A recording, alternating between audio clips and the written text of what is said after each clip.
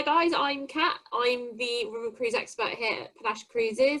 Thank you so much for joining us today. We really do appreciate you guys coming back to us week on week. We love seeing you returning faces and also new people joining us.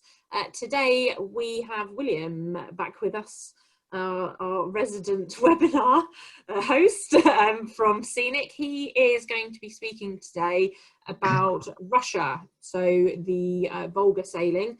This was a really interesting one, something that we haven't focused on before, so I think it's going to be a really interesting insight into what you will experience. The ships are slightly different, so I'm really excited to have a look at this again. A quick little bit about us, Panache Cruises. We are now around about, I think, 11 months in. You may know us now from Webinar Wednesdays. We're obviously looking at luxury ocean, river, yachting, and expedition cruises. We have been founded by James Cole. He's founded multiple cruise businesses previously, some that you may have heard of. And what we are focusing on is looking after our customers from beginning to end, making sure that everything that you want is going to happen on your holiday.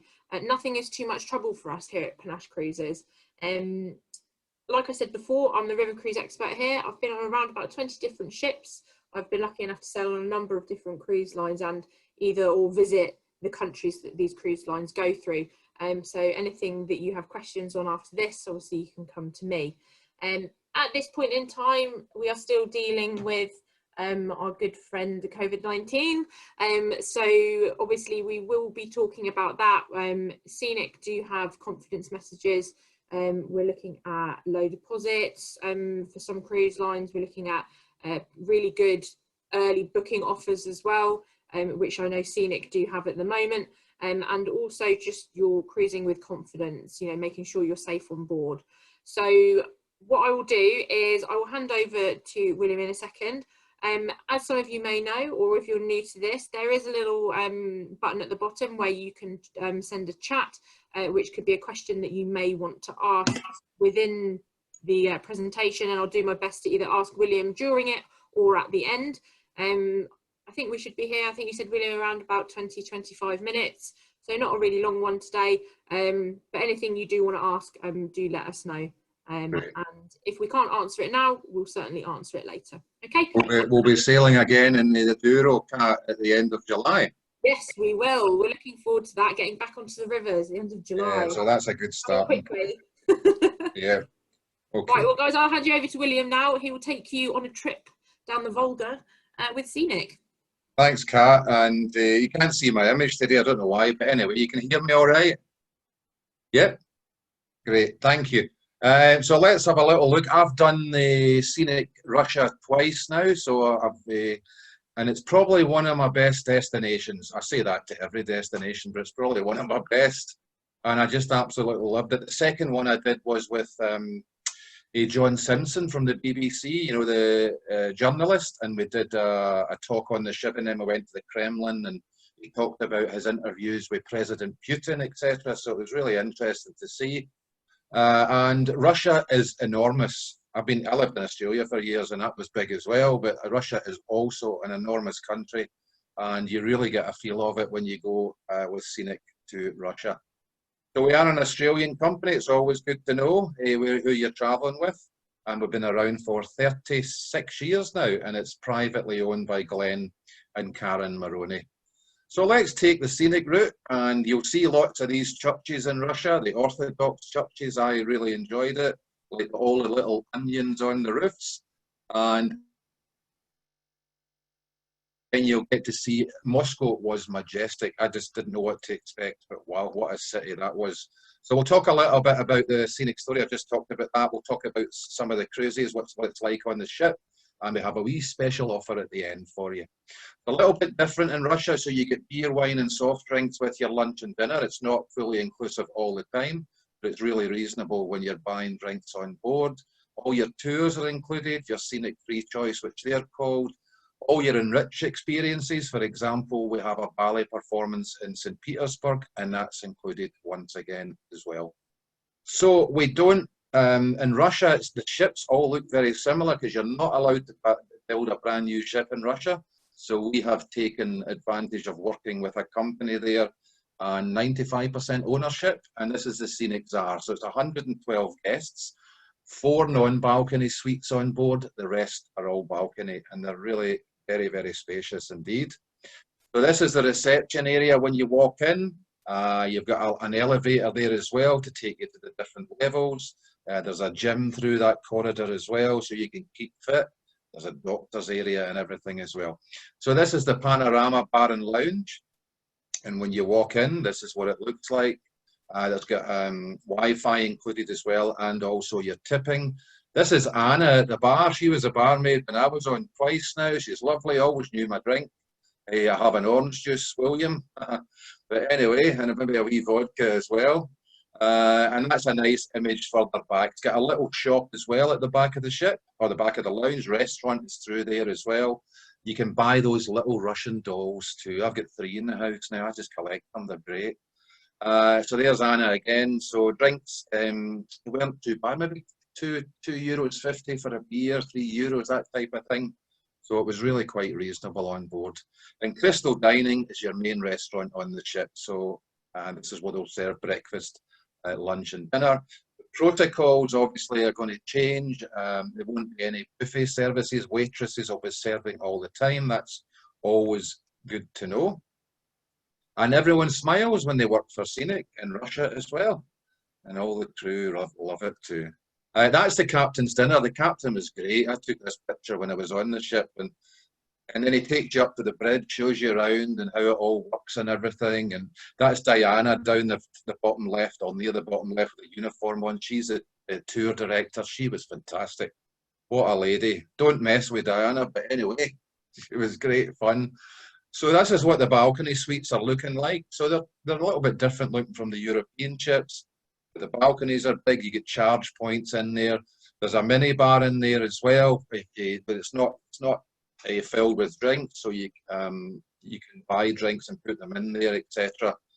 The little TV system as well. The royal suites are lovely also, and this is you can see it's a much bigger area here. It's got a little sitting area too in there. Bathrooms are lovely, all the towels and everything provided, and there's lovely showers as well, and most of them have twin vanity also. I like these ones. A couple of people I knew invited me over for a wee glass of champagne in the Royal Panorama Suite. So you can look to the side with a balcony, and it's got a view right towards the front as well. So really nice, nicely done.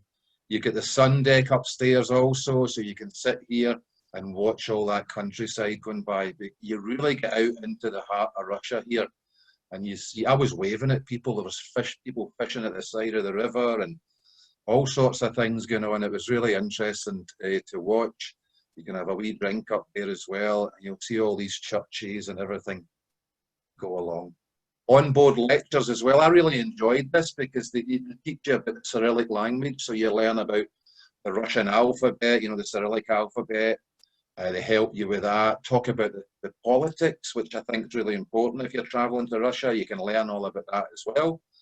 And it's entertaining. Music was great as well at night. They had a resident band and they played like Russian folk music, and it was a very enjoyable experience. And they liked vodka. Now I thought there was only 1 or 2 vodkas, Smirnoff or something, but my God, there's over 2,000 varieties. I couldn't believe it. It's a wee bit like whiskey in Scotland, so that was great as well, and really nice. And you do cooking classes on the ship as well. And it's got a wee massage area on there as well. So that's an extra charge, and there's a hairdresser on the ship as well. So there she is, leaving one of the locks. The locks are all built next to the hydroelectric system. I really thought really enjoyed watching that, just the engineering of it all. So that to the left of the ship there's a dam system, and then the locks are built along to the side of that. Got a nice little video just coming up now, and it gives you a wee bit of an overview of what it's like to travel with Scenic Tsar.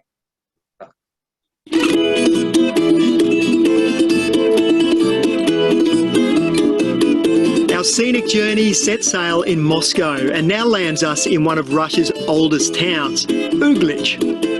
Leaving the busyness of Moscow behind, Scenic give you the chance to come and have a look at some of the smaller towns here in Russia, where tradition is strong, the people are absolutely lovely, and if you pay with cash, there are some cracker deals. Yep, these are the not-so-secret locations that let you save some money and give you a chance to get to know the locals.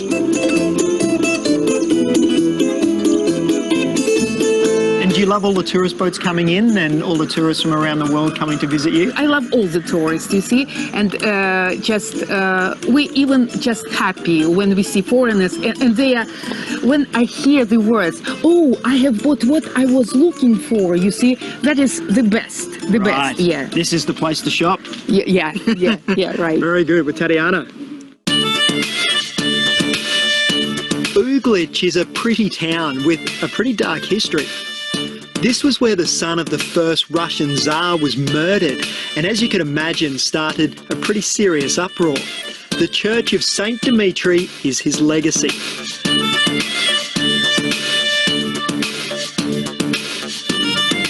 They were such hard times back then that even the bell was punished for being rung at the time of his death, and he was exiled to Siberia for 3 centuries. Well, I guess it won't do that again. Just a stone's throw up the Volga River is the World Heritage listed Yaroslavl, an open-air museum of Russia's colourful past.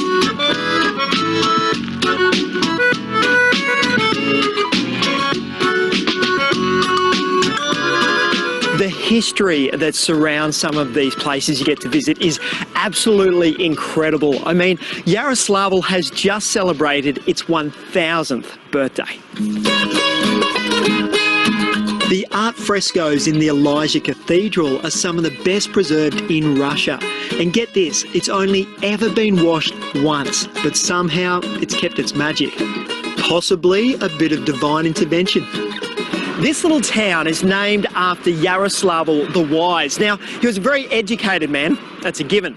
But what he was really smart at is that he married his 3 daughters off to the French, the Norwegian and the Hungarian kings. Now that is how you make some pretty serious allies.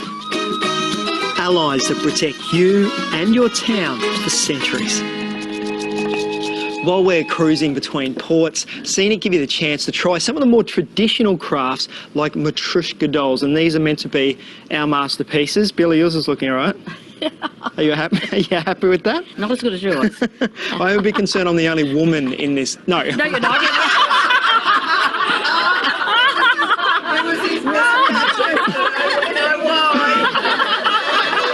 Not woman. I'll tell you now, the Matryoshka doll competition is not for the faint-hearted. Too much? The Scenic Tsar is your home away from home while you're here in Russia, and this boat was specifically designed for this kind of cruising. There's technology you and I wouldn't even understand. It's luxuriously appointed for the more sophisticated among us. And your private deck is, well, private.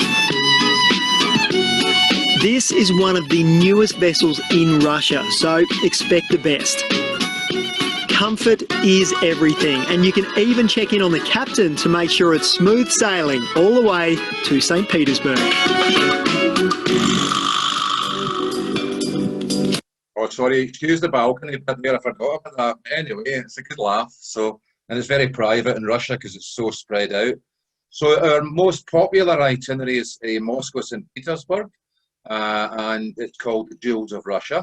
And you go into Uglitch, which was mentioned, Yaroslavl, and you go into Lake Ladoga as well. Now you get the biggest lake in Europe, so it's amazing. Then the Gulf of Finland is just right next to Petersburg. So you'll stay in Moscow for a 3 nights, and then you'll do some touring, and then you'll stay in St. Petersburg at the end for 3 nights. Once again, some touring in both destinations, and then you cruise in between. And Imperial Russia is our other itinerary. That goes from Moscow to Stalingrad, or is known as Volgograd now. So that is very similar. You'll stay either side in the cities and cruise in between as well. So this one is relatively new, and that's going down towards the Black Sea. Oh, there I am. My cat always likes my pictures and a thing. So this is the middle of Moscow, and it was great. There's a Kremlin in the background. This was a great vantage point. And then we went a little cruise on the Moskva River just behind me there. And then the crew brought on the like drinks and food and nibbles. And we had a great wee day out. So walking about Moscow is just great fun. And there's a nicer view looking right close to the Kremlin. One of the cleanest cities I've ever seen as well. St. Petersburg's the same. It's people are working, brushing the streets all the time, and yeah, no, it was really enjoyable. St. Basil's Cathedral as well, so you're right on Red Square. Lenin's tomb within the wall there of the Kremlin. So Kremlin just means fortress, and that's the fortress of Moscow. And then to the right-hand side, you've got the Gum, which is a really high-end shopping centre. I couldn't believe it. It was great. So there's all sorts of designer clothes, etc., in there as well. And just walking about Red Square, getting into St. Basil's was great. There was a choir singing when we went in here, and it was really, really enjoyable. And the metro, yeah, what an experience. This is one of the stations, and they're all very, very, very similar to this. That's another image that was taken inside. So for a railway station or an underground station, it is just majestic, and you just walk around in awe, going, my goodness, how did they manage to do all this?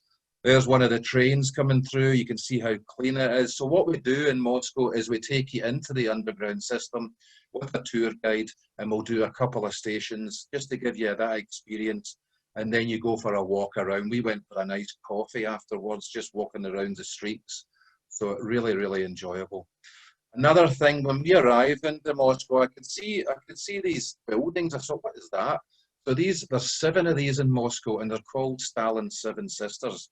And they're enormous places to look at. There's office blocks in here, there's hotels, and just standing next to it was incredible. I think Stalin was trying to keep up with the US, you know, like buildings in San Francisco and New York, etc. So that's that kind of image. You get the beauty, and then you get the really modern Moscow off to the left there. So you got all the high rises. So it's a very different city in different parts. And this is inside the Kremlin, and we've seen you know, you see at Buckingham Palace, we actually seen a changing of the guard, and really, really enjoyed this as well. And you get to just wander around. President Putin was in, so you could see the car going by. Couldn't see him, it was all dark windows, but anyway. And then when they walk into the Kremlin, the Cossack soldiers come through the tunnel at the side there. So this was a great opportunity for me to take a photograph, and that's them riding by. So that's the guard within the Kremlin. You'll get to see the armory, you'll get to see the Fabergé eggs as well. So the pictures are a wee bit blurred, but that's my iPhone camera for you. Then there's me sitting in the Cosmonaut Museum, because we were sitting in the auditorium, and then we got to meet Alexander Levekin. So he was a cosmonaut in the space station, and you could ask him anything about life in space, and it was just so interesting. So he is one of the conveners of the Cosmonaut Museum. So if you're going to do Russia, I would recommend you go to the museum. It was really enjoyable. There he is now, when he more up to date, and he answers all the questions, and then you've got an interpreter as well. Really, really enjoyed that. Uglitch was a city that was mentioned in the video. Great, you know all about Peter the Great. This is where there was a factory here. They make watches for the cosmonauts. So I bought a couple of watches here as well. And so it's great. It's really interesting walking around. And once again, a choir inside the church here. So they love to sing in Russia. You'll see, it's like Wales in a way. You know, they just like to sing all the time. It's really good fun. All the guides, obviously English speaking, take you around. You've got a whisper set, so you can listen with the earphone all about the history that you're walking around in. This is the Eternal Flame in Yaroslavl. This was a great wander around. Really, really enjoyed this. I would recommend you stay with a group in Russia in the small towns, because I decided to have a wee wander myself. What happened is I got lost, and they couldn't find me, and I nearly missed the ship. And the captain made me dress up as the Black Swan that night and act out Swan Lake. Couldn't believe it. But anyway, that was my punishment. But it was great. There's so much humour in Russia as well. They were just having a laugh with me. So stay with the group, because no one spoke English in this town I was in, and it was difficult, especially with a Scottish accent as well. Keysy Island's another favourite place for people. This is a beautiful church that you'll see here. It's on an island as you're heading up towards St. Petersburg, or obviously coming from St. Petersburg, so you'll get to see this as well. And this is just all the little villages you'll go through. It was really interesting just passing by. Lots of people fishing in the Volga, which I really enjoyed. Mandrogi was great too. This is a village that after the Second World War, people left it, but they're starting to re-inhabit it again. So they have musicians there, and it's quite a touristy little place, but I really enjoyed it. There's also a vodka museum that you can see here as well. And that's us having lunch in Mandrogi. We really enjoyed this, and we had some entertainment as well. So this was the group that we travelled with, and in the brown vases there was vodka as well. So you'll notice that vodka is well liked in Russia. And then you've got Volgograd as well. So this is or Stalingrad. Obviously there was a lot of street fighting and everything with Germany in the Second World War. So there's a lot of history about that, museums, etc. And then St. Petersburg, one of the highlights for many, Venice of the North. I just loved walking around here. It was really, really special. You can do little boat trips as well. And then we visit the Hermitage. Most people have heard of the Hermitage. You would need a couple of weeks to go through the Hermitage. We actually give you a tour of one part of it, so the Winter Palace. And this was really nice as well, right on the Neva River. And there's some great architecture in St. Petersburg as well. So really enjoyable. And this is the entrance into the Hermitage when we walked in. You come up this stairway and all these wonderful statues and all that wonderful architecture. So really, really popular. Another one is Peterhof, which I really enjoyed. All the fountains were going. You can walk in the gardens, and then you go into the palace itself. And then you can walk down this little river here, and that's the Gulf of Finland straight ahead as well. But you could also look at maybe doing an extension. There's a train that goes to Helsinki from St. Petersburg, maybe Kat, and they can look at that for you, just to make it a little bit different. Some people there's a lot of hydrofoils going around St. Petersburg as well, taken to different places, which I really enjoyed as well. And then the ballet performance, so it's like what Scenic do in Vienna. We have a private concert. So you're not get 10 coach parties turning up to this performance. It's just the Scenic people on board. And then you get this lovely ballet performance. And I really enjoyed that as well. So it's all about the culture and just enjoying Russia in general. So there you are. I know it's very quick, this one today. So let's have a quick thing about weather. When did I travel? It was August time, and it was getting over 30 degrees every day. So it's not always, people think Russia may be cold. No, it's not like that at all. You get really warm weather in the summer. Sailing will sail sometimes during the day, and long cruises as well, because there's so much distance to cover between destinations. So we do a bit of sailing. So you can sit up on the sun deck. There's a little bar up there as well. You can sit and relax. Medical, we have to have a doctor on board the ship because it gets so remote. So we have medical team on board Scenic Route.